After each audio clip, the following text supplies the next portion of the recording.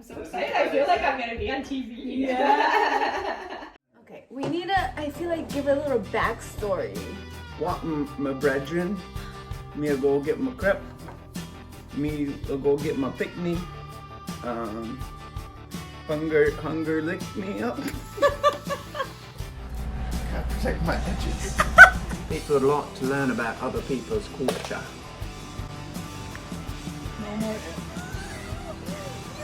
Oh my God, it's a real ring. I am Peter, I'm Shalene. and this is P.S. Everything. That is so nice. That was pretty good.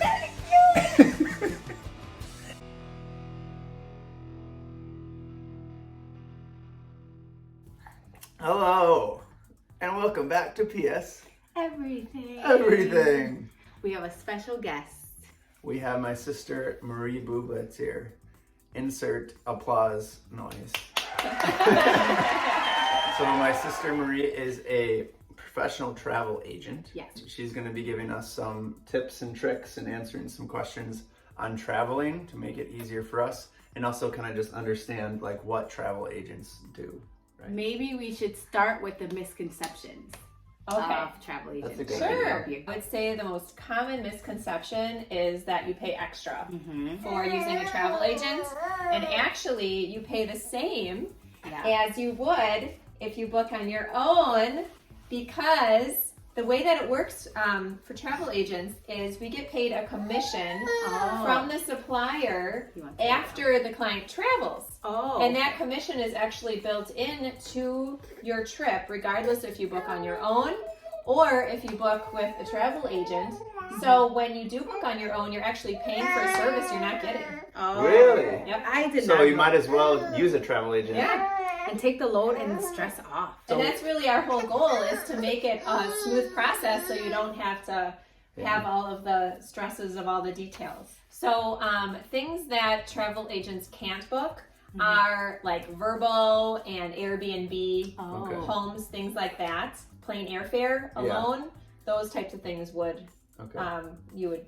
So it's more specifically to like a resort or like a big vacation package kind of thing? Right, and like on our agency, we have people who specialize in Disney vacations, Universal vacations, things like that. So if you would reach out to me and say, hey Marie, I want to do a Disney vacation, I would say, awesome, I'm going to connect you with our Disney specialist and get you all set up with a travel agent who is really our expert in Disney. So my next question is travel tips with a baby. Henry and I are gonna go see my parents next month, and it's just gonna be me, not Petey, to help me out. So I want all the tips, that way it's not as hectic as it could be. So one I would say is, and one thing that's just nice to know that a lot of people don't know, we have the 3.4 ounce travel rule that you can only have 3.4 ounces max per container of liquids or gels or creams that you can take in your carry-on. But the exception to the rule is bottles. So you can have breast milk or formula in a larger bottle, and you can take that along with you on the plane. So that does that liquid minimum rule doesn't apply to breast milk and formula in bottles. So you can take that along with you on the plane. And one thing that I learned from taking my babies on planes was that if you can have them be drinking while you're ascending and descending, it helps so much with ear pain for little ones.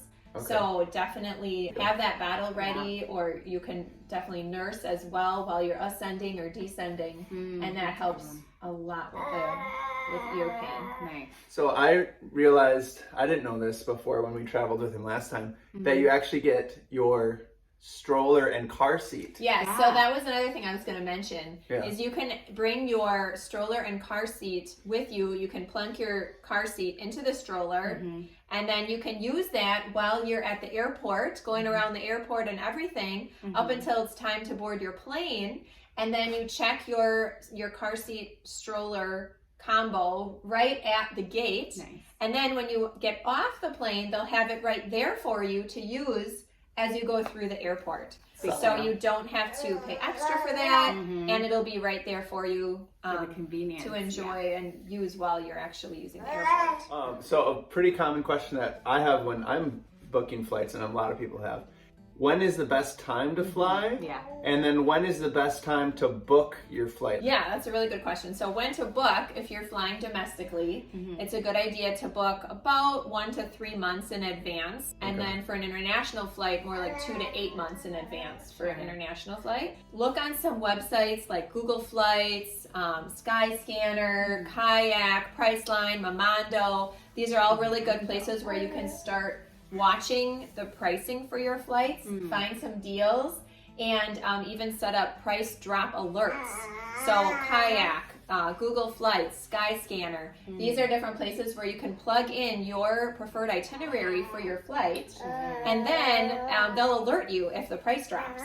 So that's a really good way to kind of keep an eye on flights. Do you have a favorite that you use for that, for Google, the price drops, alerts or whatever? Probably Skyscanner. Momondo I really like. We actually found an amazing, our flights to Italy that we did for our 10th wedding anniversary. Amazing flight deal I got through Momondo. Sweet. Google Flights is awesome because it will show you 2 months out from your travel dates, so you can compare flights. So you might be able to, on Google Flights, you can see, for example, okay, these are the dates, but if I fly out a day early or come back a day later, if I tack on 2 days to the trip, that's going to save me hundreds of dollars in flights. So Google Flights is another great one for being able to compare dates and potentially alter your dates to save money on your flight. And then as far as the cheapest days to fly, generally Tuesday, Wednesday, and Saturday are the cheapest days to fly. And then the most expensive days to fly are generally Friday and Sunday, as many people will take a weekend getaway. And one thing that I often tell my clients is book your resort as early as possible, because as the resort fills up, the price goes up. So it's always a good idea to book your resort ASAP, and then if you can just keep an eye on flights, that's the best way to then get your best deal on flights. Southwest Airlines is not on any of those websites. That's what I heard. So if you want to check an additional option, and sometimes Southwest has deals, go directly to Southwest's website, and that is the only place you're going to find their pricing. Okay, so the most expensive times of year to travel are definitely summer and holidays. Oh yeah. So anytime over Christmas break, New Year's, and summer, when kids are off school, that is going to be the most expensive time to travel.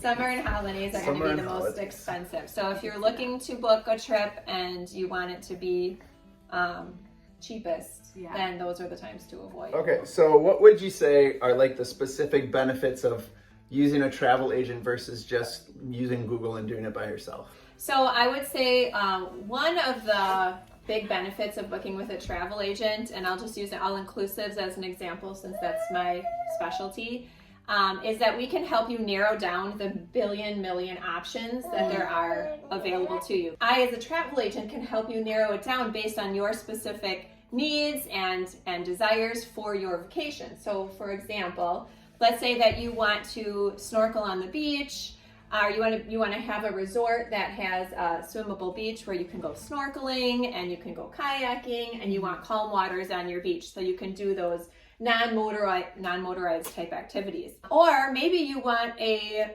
beach at your resort that's going to have huge crashing waves, so you can fall asleep to the sound of crashing waves. Right. I can help you find the resort that fits you. Another one would be maybe you want an adults only all-inclusive that's going to have a romantic relaxing atmosphere, or maybe you want a family-friendly all-inclusive that's going to have a water park and a lazy river.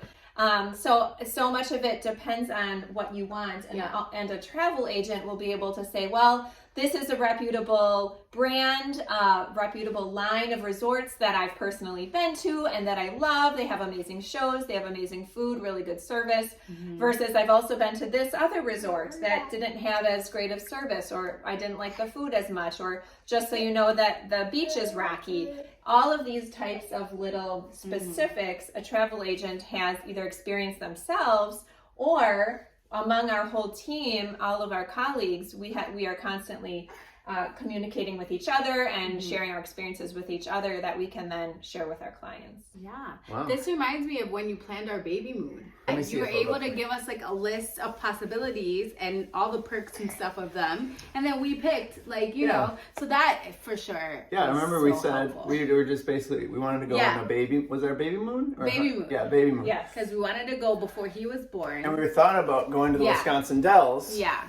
And then we told Marie, we're like, hey, we're thinking of going on a little vacation. And we gave her like some general things of what we're looking for. Yeah. And she found us an awesome like hotel resort place that we went to. It was so nice. Instead of spending way more money at the overpriced Dells at the time. So she'll help you save money by looking for what the deals are too. Yeah. And then also hit all of your boxes of like, this is what we're looking for. And kind of this is our price range. And these are our dates. And then she does all the legwork for you and says, hey, try these. Yeah. Okay. Question. What does an all-inclusive all include? Yes. What does an all-inclusive all include? Okay, so the beauty of an all-inclusive is you pay one lump sum in advance of your trip. Yeah. And you don't worry about anything else. Wow. Your whole trip. Food Included. Drinks. Included. That's it. That's all I read. Shows. Amenities, activities on the resorts. All included. So one thing that we just love. It just seems too good to be true. Yeah, I feel like it does. It's the best. It's it's really our favorite way to travel. How do you go about living at an all-inclusive permanently? That would be thousands. You would work there. Oh, that's an idea. We're moving to Mexico. And learn Spanish though. I know a little. I don't think the workers actually live there. Hablo un poco de español. Sí, hablas español. Sí, muy bien. Hablas español muy bien. Todos los words. Do you know anything we said? No. I know. He has a guy at someone at the gym that he. Oh, that you practice Spanish with. Let me translate. Wagwan me brethren. All right. Me go give him a crip. I'm just gonna put Henry down. All of which sounds nice, just like buddy. I would like. Night, buddy. Every resort is different. Sure. It depends where it is. Yeah. It depends on the brand. It depends. Also, room service. Oh. Most all-inclusives have included room service. Many have 24-hour room service. Okay, breakfast in your room. Oh, yes. So one of my favorite things about going to an all-inclusive, and my husband and I recently just got back from Cabo, Mexico. We have to talk about that. It was so fabulous. And one of our favorite parts is ordering room service breakfast, which you can... Delivery. Yeah. One of our favorite things is ordering room service breakfast, which you can actually order the night before. So everything is all ready to go. Yeah. And then you can select what time you want your room service delivered. Yeah. They bring in, everything you could want. There's no limit. So you can order eggs, hash browns, waffles, pancakes, juices, fresh squeezed juices, coffees, all of it. And then we got some different Mexican dishes. Yeah. So delicious. And then they come in, they have it all in warmers. Yeah. They bring it and they set it up for you on your balcony.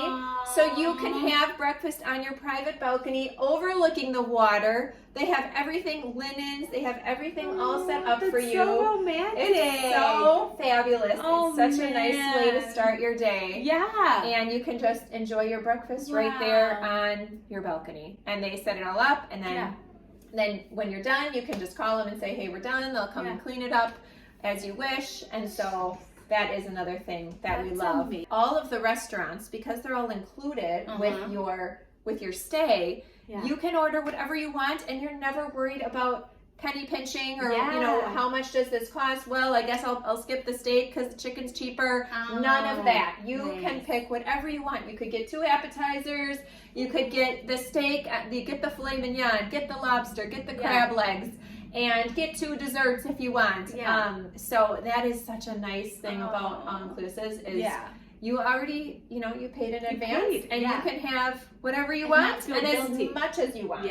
When you're booking a trip, if there's any issues, it's like, oh, I gotta call an airline and be on the phone for like waiting for customer service. If you book through a travel agent, can you just like call them for any issues or anything that like, hey, can you help me out with this, or hiccups along the way, or changes that they want? Yes, and that is such a huge perk to using a travel agent, is that you are just going to communicate with your travel agent. You're not going to have to worry about calling any 800 numbers.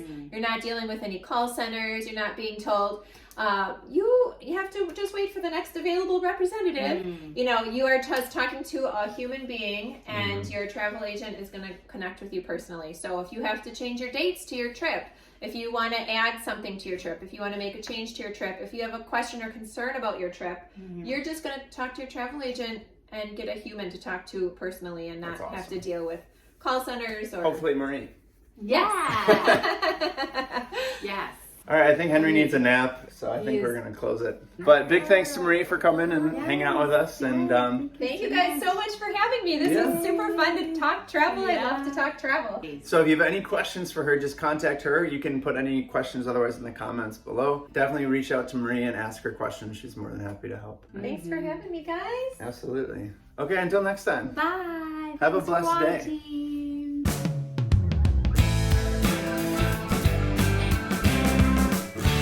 If you want to contact Marie, we'll put all of her contact information in the bio below. So click her links and all that fun stuff.